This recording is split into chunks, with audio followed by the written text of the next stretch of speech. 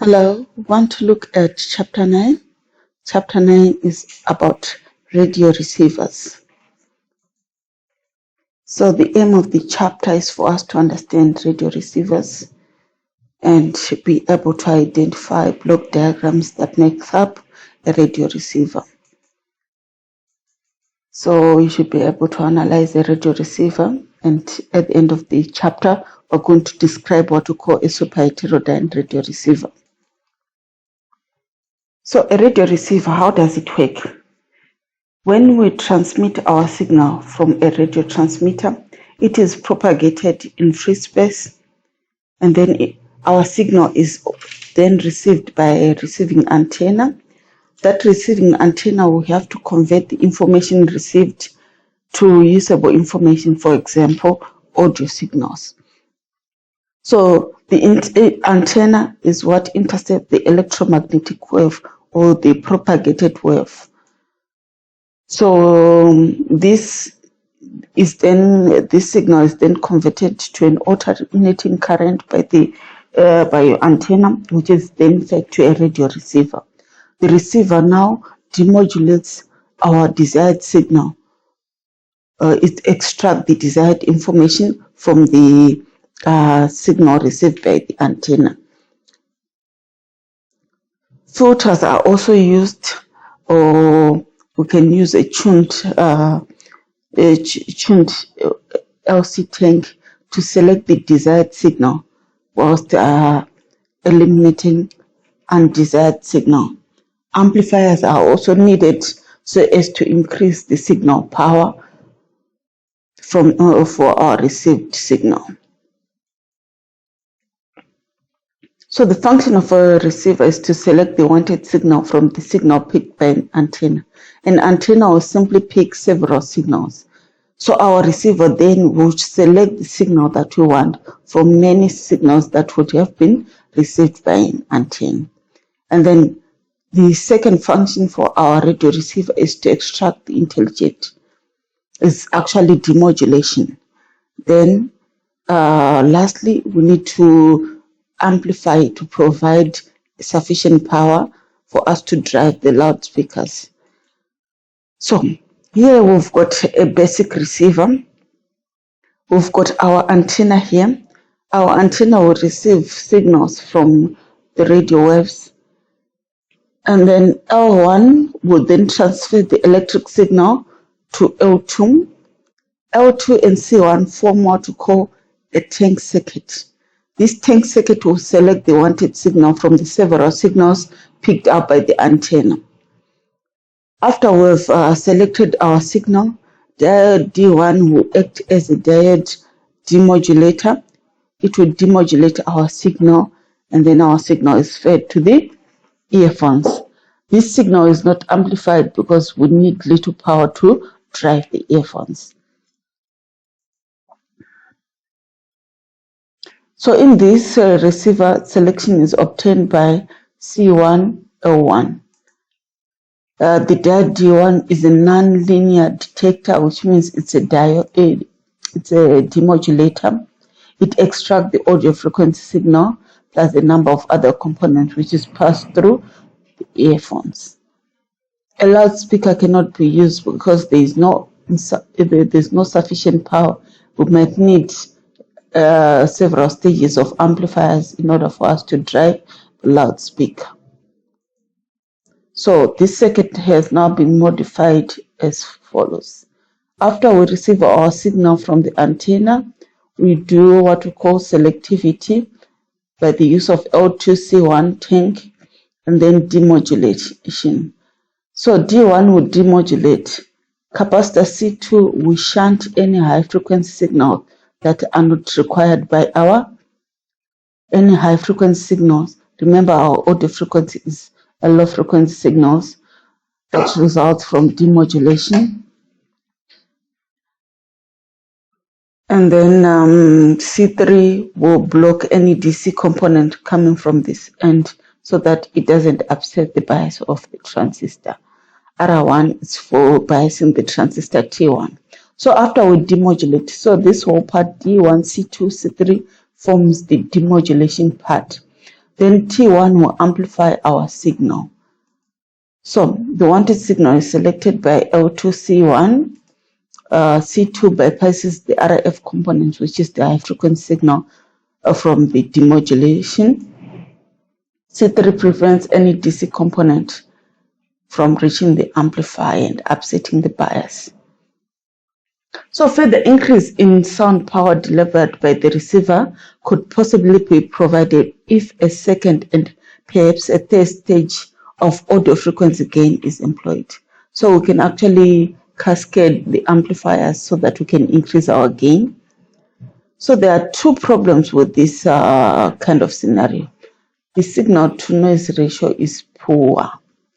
The signal to noise ratio is poor, and distortion of the output waveform could be reduced if a linear diode detector were used instead of a nonlinear detector.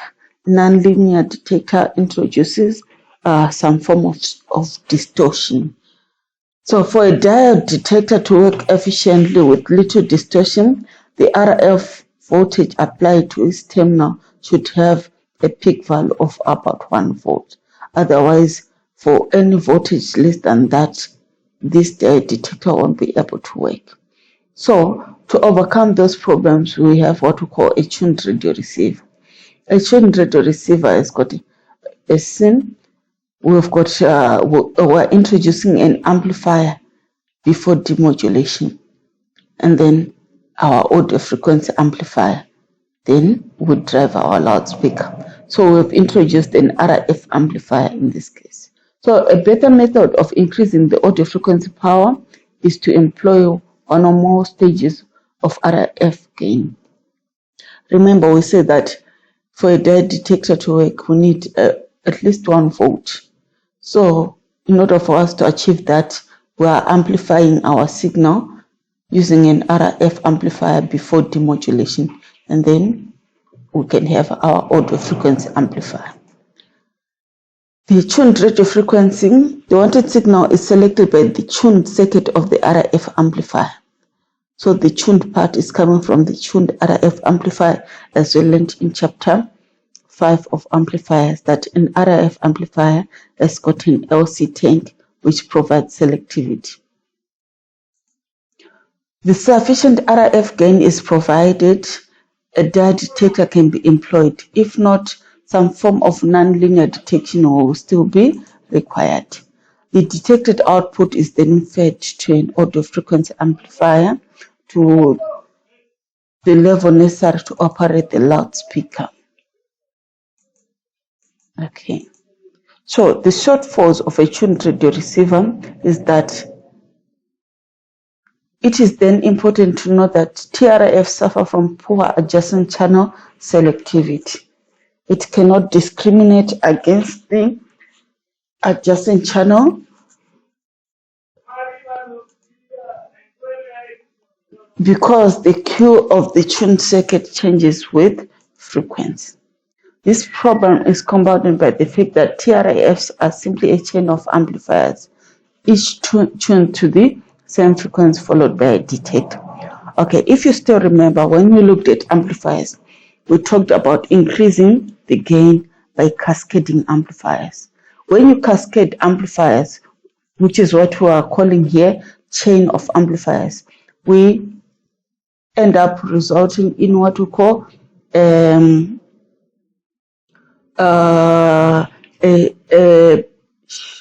bandwidth. The bandwidth shrinks as we cascade our amplifiers, therefore resulting in a very narrow bandwidth for our cascaded amplifiers. Okay. So he says that during the study of RF amplifiers, we found out that the use of several stages in cascade results in bandwidth shrinkage.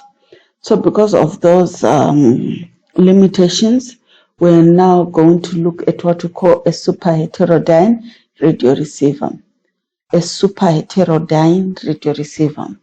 So the problem associated with the TRF radio receiver are easier to overcome if most of the gain and selectivity is provided at a fixed frequency. So with the superheterodyne radio receiver, we want to introduce another frequency, which is a fixed frequency. So far we have learned that we've got RF frequencies and we've got audio frequencies.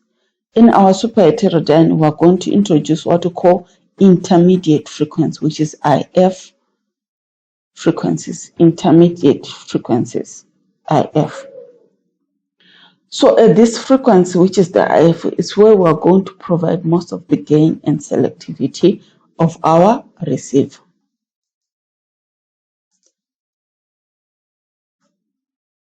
The superhet radio, or to use its full name, the superheterodyne radio, was developed during the First World War. Its development arose from the need for a much greater level of performance, both in terms of selectivity and sensitivity. However, the additional value its use meant that its use did not become more common until 1930s, when the technology required became cheaper and the level of performance it provided became a necessity. So before transistors, we used to have what we call tubes, and they were expensive then. So here we're given an FM AM superheterodyne radio receiver. So this one, it's a radio receiver with frequency modulation and amplitude modulation signals being received. So we're simply saying that in this case we've got our receiver. When we receive our signal, we have our RF amplifier, and then we've got our mixer here. And then if it is an AM signal, we receive our AM signal, which goes through our first RF amplifier and so on. But this circuit is not really clear, so we're not going to use it for our description.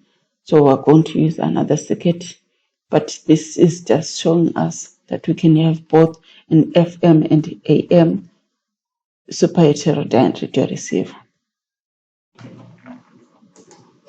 So for the purpose of us to understand superheterodyne radio receiver, we're going to use this block diagram. So here we've got our antenna. Our signal is first sent through an RF stage or an RF amplifier, and then the signal plus another signal from the local oscillator are fed into what we call a mixer. Then we do what we call, we then convert this signal to what we call an RF frequency. So when we mix the RF signal and the local oscillator signal, we produce an RF frequency. That RF frequency goes through an RF amplifier, and then it is then demodulated. After we demodulate, the RF frequency becomes an audio frequency, and then it goes through the audio frequency amplifier, and then we can feed that signal to the loudspeaker. So in a superheterodyne radio receiver, the wanted signal frequency is converted into a constant frequency known as the intermediate frequency, at which most of the gain and selectivity of the radio receiver is provided. This is a key point. One thing that we should know before we even start to do much. Intermediate frequency is where most of the gain and selectivity of the receiver is provided. So it is so important for you to understand that. An RF frequency. So we're simply saying that the RF amplifier, yes, it's going to provide some selectivity and some gain, but most of the gain is provided at this frequency, which is the RF frequency. This stage is where we get most of the gain and selectivity, and then after we demodulate, we can also amplify but most gain, which is most amplification, is provided at this fixed frequency. An IF frequency is a fixed frequency.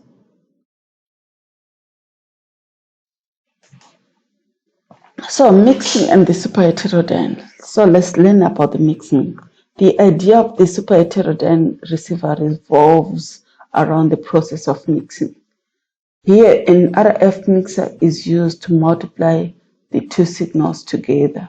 When the two signals are multiplied together, the output is the product of the instantaneous level of the signal at one input and the instantaneous level at the other input. It is found that the output contains signals at frequencies other than the two input frequencies. So when we mix these two signals, new signals are seen at frequencies that are some difference of the two input signals. That is, two input signals frequencies are F1 and F2. These new signals are seen at the frequencies of F1 plus F2 and F1 minus F2. So this slide, what it is basically describing is the process of mixing. Let's say we've got two frequencies, F1 and F2. These two frequencies, when they enter a mixer, will produce several signals. We produce the product of the two frequencies, which is F1 times F2. We also produce the sum of the two frequencies, which is F1 plus F2. We also produce the difference, which is F1 minus F2. We also produce F1, we also produce F2. So these are the signals that are generated by the mixer. So now let's take an example. Two signals, one at 5 megahertz and another one at 6 megahertz, are mixed together. Calculate the new signals. So basically, from the two signals that we have here, so we're simply saying that for the two signals we have here, we have several signals at the output of this mix. So let's look at the first one. So here is the first scenario. We've got 5 megahertz and 6 megahertz being fed into this mixer. Let's just call our mixer X. Our mixer is going to mix these two. The first signal to be generated is, let's say F1, which is 5 megahertz. The second signal to be generated is 6 megahertz. That's the frequency. Second signal to be generated at the output of this mixer. Let's look at the third signal. This third signal to be generated is the sum of 6 and 5, which is 6 plus 5 to give us 11 megahertz. Then for the difference, we've got 6 minus 5 to give us 1 megahertz. This is the fourth signal to be generated. And then we also have the product of the two signals, 6 times 5 to give us 30 megahertz. So you can actually see that when we combine two signals using a mixer, we generate F1 and F2. We generate the sum F1 plus F2. We generate the difference F1 minus F2. And we also generate the product F1 times F2. These are all signals that are generated by the mixer. If you recall from the previous slide, here it says that RF mixer are used to multiply two signals. When two signals are multiplied together, the output is the product. Then also it is found that output contains signal at frequencies other than the two input frequencies. We've got the sum and the difference, which is F1 plus F2. And also we have F1 and F2. So this is what we have learned from this example. So the concept of superheterodyne radio receiver. In the superheterodyne radio receiver, the received signals enter on one input of the mix.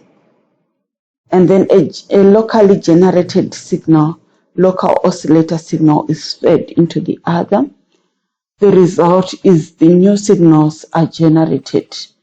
These are applied to the fixed frequency IF amplifier and filter. Any signal that are converted down and then fall within the passband of the IF amplifier will be amplified and passed to the next stage. Those that fall outside the band pass of the IF amplifier are rejected. Tuning is accomplished by simply by varying the frequency of the local oscillator. So what are we saying here?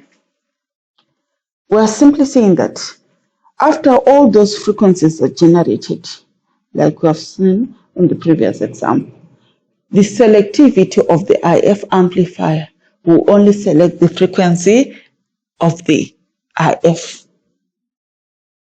signal. So we produced 5 megahertz, we produced 6 megahertz, we produced the sum, which is 5 plus 6 to give us 11 megahertz. We produced the difference, which is 1 megahertz. We also produced the product, which is 30 megahertz. Let's say now, our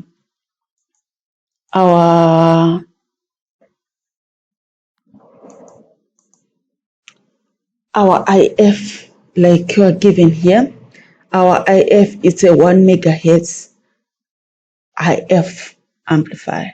So 6 megahertz and 5 megahertz are given, and it produces 1 megahertz. It also produces 11 megahertz, 6 megahertz, 30 megahertz, 5 megahertz.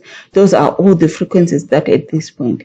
But because of the selectivity of the IF amplifier, it's going to only select the 1 megahertz, which is our IF frequency. And all the other frequencies, the 5 megahertz is discriminated against, the 6 megahertz, it's rejected, the 30 megahertz, it's rejected, the 11 megahertz, it's rejected. Only the 1 megahertz is going to be amplified and pass through to the next stage. This is where, in the case where our IF frequency is 1 megahertz. So by mixing the two signals, we produced our IF frequency that we want, and we also produced other frequencies which are not IF frequency. But with the selectivity of the IF amplifier, all the other frequencies are going to be rejected, and only the IF frequency is going to pass. So now we want to look at the block diagram in detail.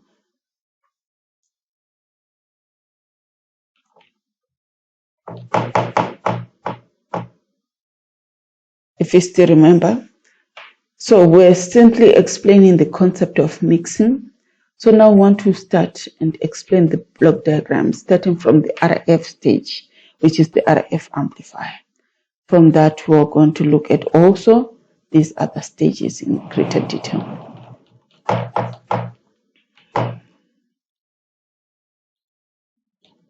So the radio frequency stage of a superheterodyne radio receiver must perform the following function. It should efficiently couple antenna to the receiver. Just like our transmitter, I said our transmitter should efficiently couple our signal from the transmitter to the antenna. With our receiver now, it's the opposite. We should efficiently couple our signal from the antenna to the receiver. We should also be able to suppress signals at or near the image or intermediate frequency. Okay, so at this point, what are we saying? We're saying that when we are receiving our signals, it is possible for us to receive a frequency. Let me give you an example. It is possible for you to receive a 1 megahertz frequency. But remember, from the example, our RF was 5 megahertz. From the previous example, our RF was 6 or 5 megahertz. If we say our RF is 6 megahertz, it is possible for you to receive a 1 megahertz signal from the antenna. So this signal is at the frequency of your intermediate frequency.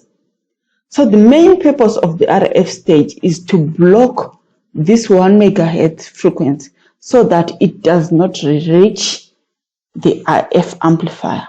Because if that 1 megahertz signal picked by the antenna reaches the IF amplifier, the IF amplifier won't be able to discriminate against the fake 1 megahertz picked by the antenna.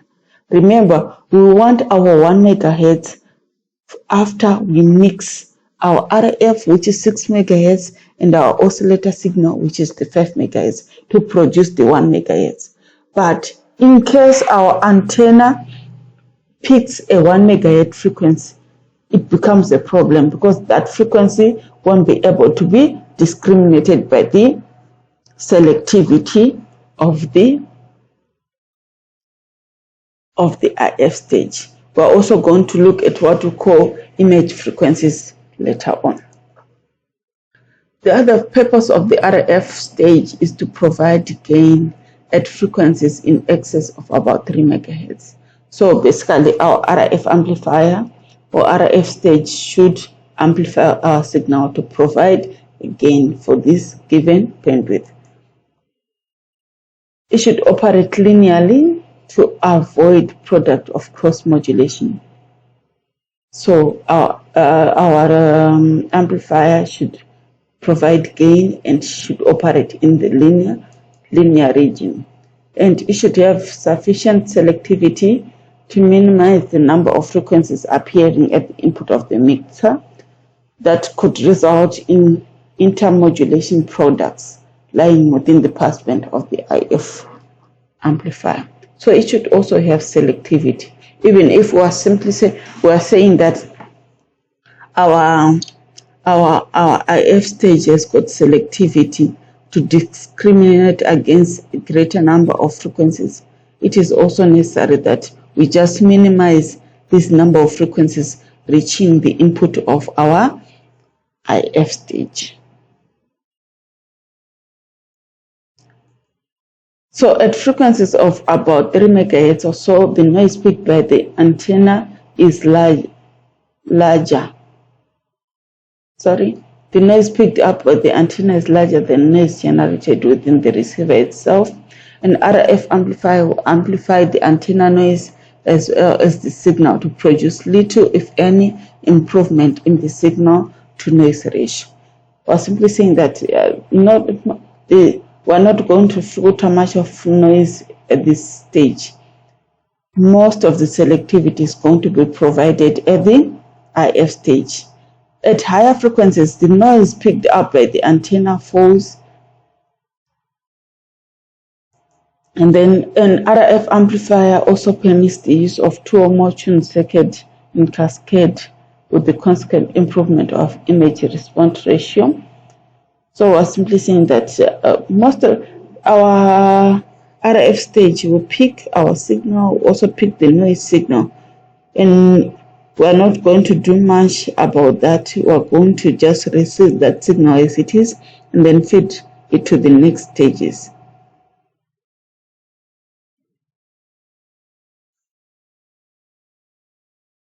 So the next stage is now the mixer. We have already looked at the process of mixing. The function of the mixer is to convert the wanted signal frequency, which is the RF frequency, into an intermediate frequency of the receiver. So we want to receive, for example, 6 megahertz and convert it to 1 megahertz, which is the intermediate frequency for that example. So the wanted signal frequency Fs, which is our RF signal, is passed together with the unwanted frequencies by the radio frequency stage to the mixer. The mixer is also called a frequency changer. The RF stage is not provided to select the wanted signal, but chiefly to prevent certain troublesome frequencies, e.g. the IF frequency and the image frequency that we talked about.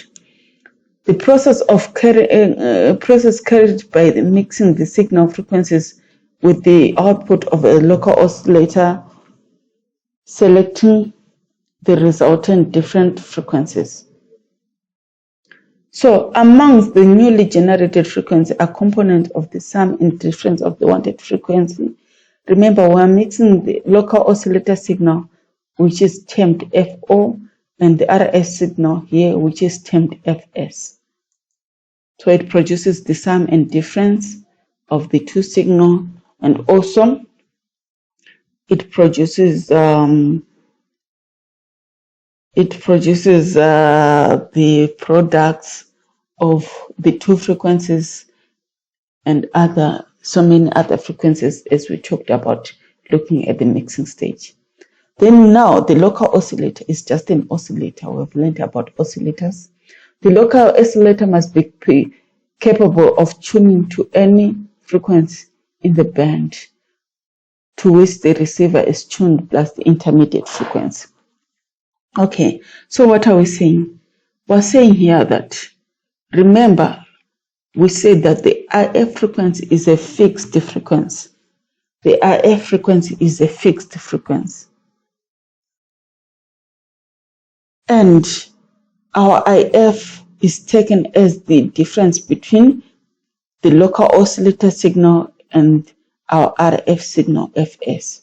So here we are given this formula. FO is equal to FS plus FIF. This is our IF frequency. This is our RF signal. This is our local oscillator signal. This is constant. The IF frequency is a constant frequency. It's a constant frequency. But our incoming signal, FS, varies. So to maintain this one, it constant. When this one changes, this also has to change so that this one remains constant. So what am I saying? Let's say this. I'm saying that FIF is equal to FO minus FS. Our incoming signal, which is the signal picked by the antenna, varies, but we want a constant IF. So when this one, for example, when it increases, this one also has to change in order for us to maintain IF at a certain value. Let's say our IF is 1 megahertz, as we mentioned in the example. And our FS, let's say in the first scenario, FO is 6. So for us to get 1 megahertz, when this is 6, this has to be 5. So let's say our FS increases to 6.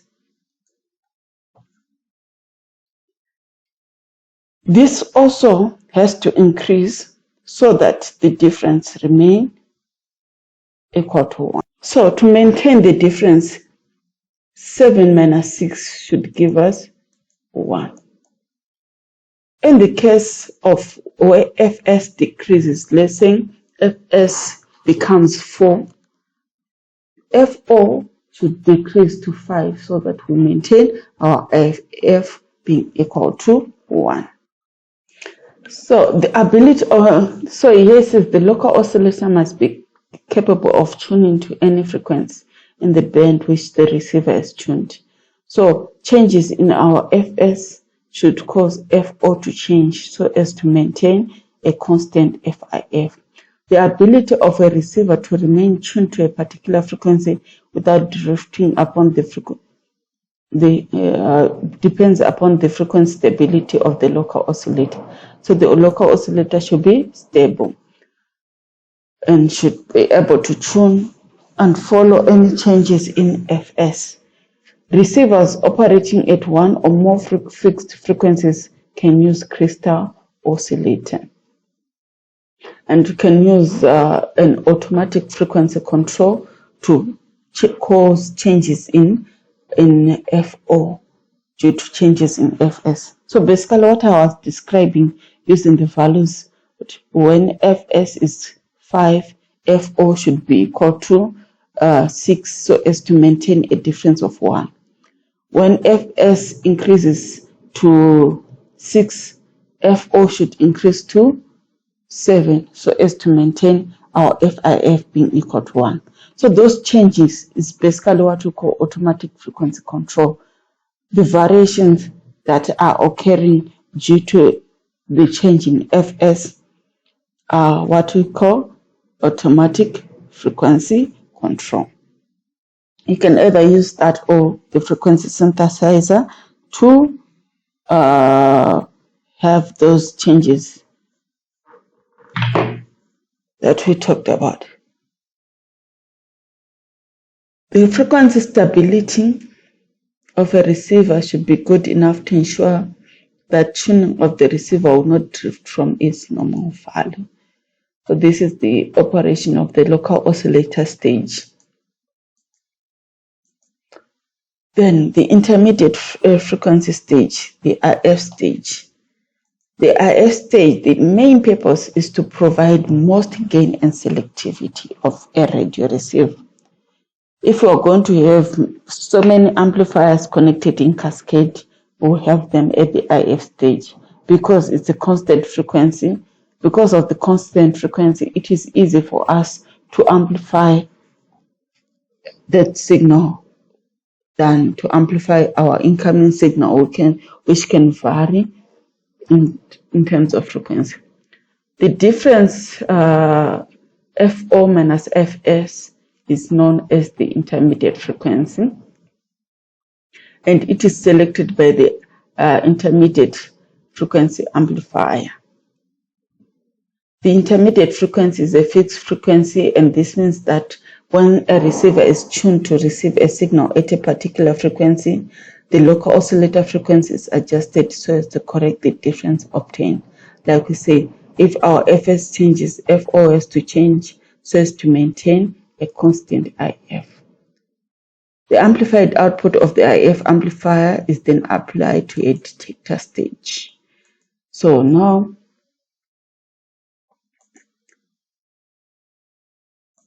the detector stage, we've already learned about demodulation. The detector stage is to recover the information signal from the modulated signal. So we just perform what we call demodulation. That's the main purpose of the detector stage. So after demodulation, that signal is then fed to an audio frequency stage. The audio frequency stage just amplifies, just little amplification, because most of the amplification has been performed by the IF stage. So the function of the audio frequency stage of the radio receiver is to develop sufficient power to operate the loudspeakers. We also have volume control. We should be able to increase or decrease volume, treble and bass control.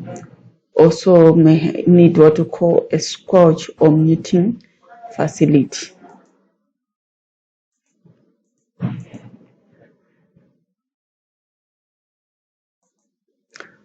Then the local oscillator. The choice of local oscillator frequency. The intermediate frequency of a superheterodyne radio receiver is the difference between the wanted signal frequency and the local signal frequency. What we are calling the wanted signal is the RF signal. Two possibilities exist. It's either we can have the local oscillator frequency being higher than the RF signal, or the local oscillator being lower than the RF signal. So here we are given examples of what happens. So basically, the conclusion here, let's say the frequency of the local oscillator is higher than the wanted signal frequency. It means that the LC tank of the local oscillator, here this example, what it is trying to do, which is not in the scope of your syllabus, you should not worry about. It is looking at the capacitance ratio, the maximum capacitance to minimum capacitance required. So here it's saying that we need a maximum capacitance, let's say of 1 microfarad, a maximum capacitance of 4.35 microfarads compared to a minimum capacitance of 1 microfarad. It is possible for us to tune a capacitor using these values, but such capacitance can be easily obtained where you can vary from 4.35 microfarads to 1 microfarad. That's an example. But if the signal frequency is higher than the capacitance, it means that the capacitance ratio, you need 425.9 microfarads to 1. This is a large variation of capacitance, which is not easy to obtain. So, because of this, normally we only have our local oscillator frequency being higher than the incoming signal frequency. That's the conclusion that I want you to note. So FO should be greater than Fs, so that we can have capacitance ratio which is tunable. So therefore, to conclude, FO is equal to Fs plus Fif, which means FO is greater than Fs. For our example that we had 6 and 5 megahertz, 6 megahertz has to be the frequency of the oscillator, and 5 megahertz has to be the frequency of the incoming signal, which is the RF signal. We also want to look at another important point, which is automatic gain control. Automatic gain control. So for me to explain this before we go through the notes, take for example, we've got an amplifier that has got a gain of 10. If the input signal is 1, we multiply the input signal 1 times 10 to get an output of 10. If the input signal is 10, 10 times 10 is equal to 100. If the input signal is 100, 100 times 10 is equal to 1000. So I've just described a circuit without automatic gain control. Small signals are amplified to produce a smaller output. Larger signals are amplified to give us a far much greater output. That's a circuit without automatic gain control. So now with automatic gain control, what it does, it looks at the signal, input signal. If it is a small signal, it is given a higher gain than a larger signal. So the gain that is given to for example, a 1 watt signal is greater than a gain that is given to a 100 watt signal. So that higher signals are not amplified to very annoying peaks, and lower signals are amplified to give us sufficient power. So, for example, a 1 watt signal can be given a gain of 100, whereas 10 watt signal is given a gain of 10. So that's the example that I can give you. So here says that the field strength of the wanted signal at the antenna is not constant but fluctuates. For example 1, for example 10. We're simply saying this is the input to an amplifier. Automatic gain control is applied to radio receiver to maintain the carrier level at the input of the detector at a more or less constant value, even when the levels at the antenna may vary considerably. AGC ensures that the audio output of the receiver vary only as a small fraction of the modulation. Okay, this is the point that I want. The use of AGC ensures that a larger receiver gain can be made available to reception of weak signal. Like I said, if we've got 1 watt at the input, we can give that 1 watt far much gain compared to a 100 watt signal. So the use of AGC ensures that a larger receiver gain can be made available for the reception of weak signal without causing overloading of the RF stages. Further, a reasonably constant output level is obtained at the receiver and is tuned from one station to another. In an FM receiver, AGC control is often fitted to ensure that the signal arriving at the input of the limiter is large enough for limiting to take place. The overloading of RF and IF stage does not occur. So here we're given an AGC circuit. So let's take, for example, here our AGC is basically a feedback signal. When we receive a lower signal, a very small signal, we send feedback here, increase amplification, and then also increase amplification here. And then if the signal level is too high, we send a feedback signal so as to lower amplification to reduce gain of these stages. The polarity of AGC should be chosen so that an increase in carrier level, which will produce an increase in AGC fold, will reduce the gain of each stage. So if we've got a greater signal coming, we'll send a feedback signal so as to reduce the gain of the amplifiers.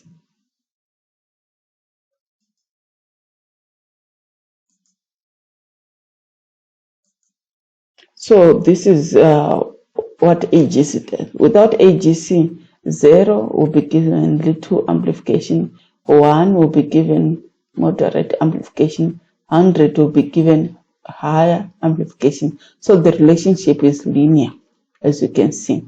But with AGC, we want to control gain, especially for this higher signal, so that the gain is not much. The gain is minimized. So we want to reach a point whereby the gain, like this one of an ideal case, the gain is uniform even if the input signal increases. So ideal is what we want, but we might end up having what we call simple AGC or delayed AGC. With simple AGC, there is feedback sent every moment we receive our signal, to a point that even lower signals are reduced in gain compared to higher signals. But for the higher signal, for the delayed AGC, we first of all reach this threshold, and then after this threshold, an AGC signal is sent to reduce the gain. So this is more like it. It's closer to this.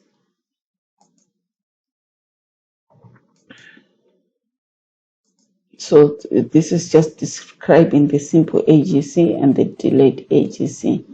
Obviously, the delayed AGC is more costly compared to the simple AGC. Automatic frequency control, we've already described automatic frequency control, but in basic, the IF should be constant. The intermediate frequency bandwidth is very small, which means that the IF should not drift. If we drift from the IF frequency, we can end up losing the whole information signal.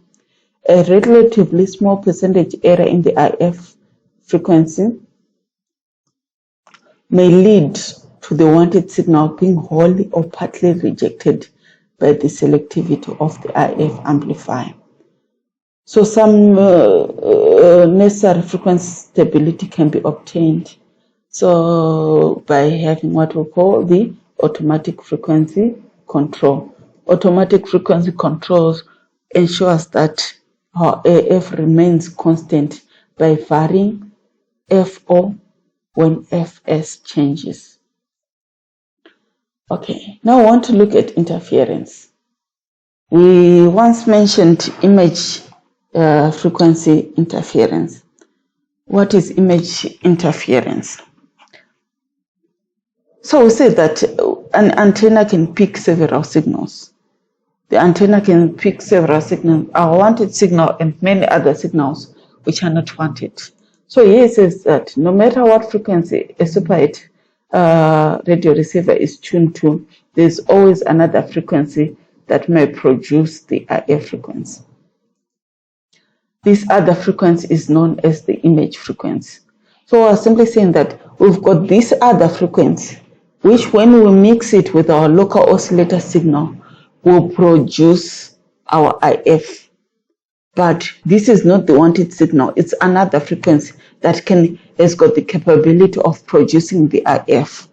So what we are simply saying, the name of this frequency is image frequency. So the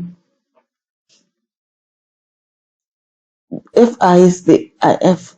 FIM minus this frequency is greater than FO. Remember, we said that we've got product, sum, and product.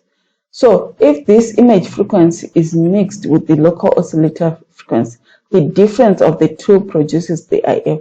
But this one is not our wanted signal. And then this image frequency is actually given by F image is equals to the wanted signal plus 2FIF. For example, if our wanted signal is 5 megahertz and our IF is 1 megahertz, so 5 plus 2 will give us 7 megahertz. It means that for our example, 7 megahertz is our image frequency. When it is mixed with the local oscillator signal, it produces the IF. So this is the one of the jobs of the RF stage, to block the image frequency so that it does not reach the IF stage. Because when this frequency reaches the IF stage, we won't be able to remove it using the selectivity of the IF stage.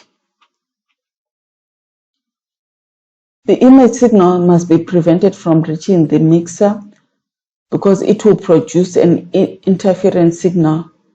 Since this is at the IF frequency and cannot be eliminated by the IF amplifier. So the RF stage must include a resonance circuit with sufficient selectivity to reject the image signal. So you can do this example. You are given the formulas. Then we've got IF breakthrough. Here we're simply saying that if our antenna picks up our IF frequency, the mixer produces those frequencies again at the output. So if a signal at the IF frequency is picked by an antenna and allowed to reach the mixer, it will reach the IF amplifier and interfere with the wanted signal.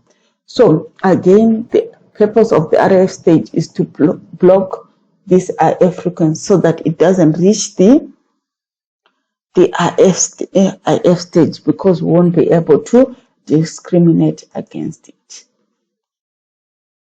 So such signal must be suppressed at the RF stage. Okay, don't worry about the other explanation. So you can also do this example. The other source of interference is called co-channel interference. Co means same channel interference. So we're simply saying that this is an unusual thing to have the same two radio stations operating at the same frequency. But let me just give you an example of co-channel interference. Let's say you are in your car, you are listening to your music using your modulator, and then another car passes by, and then you end up hearing music from car B instead of your own music. That is co-channel interference. What it simply means is that you tune your radio, for example, to 90 megahertz, and then that other modulator is also transmitting at 90 megahertz. What it simply means is that you are just receiving a 90 megahertz from the modulator in car B instead of your 90 megahertz in your car modulator. So this is one example. So when it happens in radio frequencies, normally it's due to this is due to another signal at the same frequency and cannot be eliminated by the receiver. Distance can only eliminate this type of interference. When it occurs as a result of unusual propagation condition, let's say an antenna in Budiriro is operating at the same frequency as an antenna in the CBD. In the CBD, you end up receiving a signal from Budiriro. It's just in unusual propagation conditions. So this is another term which we've been talking about since we started this chapter is selectivity. The selectivity of the radio receiver is the ability to discriminate between the wanted signals and the other signal picked by the area. So most of the selectivity of a receiver is provided by the IF stage. Then we have sensitivity. Sensitivity is the ability of a receiver to receive the weakest signal. So here says that the sensitivity of a radio receiver is the smallest input signal voltage that is required to produce a specified output power. So it's the smallest signal that can be picked up by an antenna and produce sufficient power at the output. So that's for sensitivity. Then lastly, in this chapter, we're going to look at what we call double superheterodyne radio receiver. Double superheterodyne radio receiver. So it says that to obtain good adjacent channel selectivity, the IF of a superheterodyne has to be low. And to maximize image channel rejection, the IF frequency must be high. So here we are turning between to have this good adjacent channel selectivity, IF should be low. To have image channel rejection, IF should be high. So what can we do in order for us to have both? We create a double superheterodyne where we've got two mixing stages. The first mixing stage has got a low IF to give us a good adjacent channel selectivity, and the second IF stage has to be high. The IF has to be high to give us, to maximize image channel rejection. So for receiver operating in the low and medium frequency band, it is possible to choose a reasonable compromise frequency. In HF, it might be difficult. So we need two or more IF stages. The first IF is chosen to give good image channel rejection, and the second is chosen for good adjacent channel selectivity. So when we combine the two, we are given an example of 3 megahertz and being our first IF and 35 megahertz being the second IF. So having these two will give us a very good image channel rejection and also good adjacent channel selectivity. The disadvantage of the double superheterodyne is the extra cost and complexity. It becomes much more complicated than the single superheterodyne radio receiver. So this marks the end of our chapter. It's quite a long chapter, but I hope you understand and benefit. Thank you.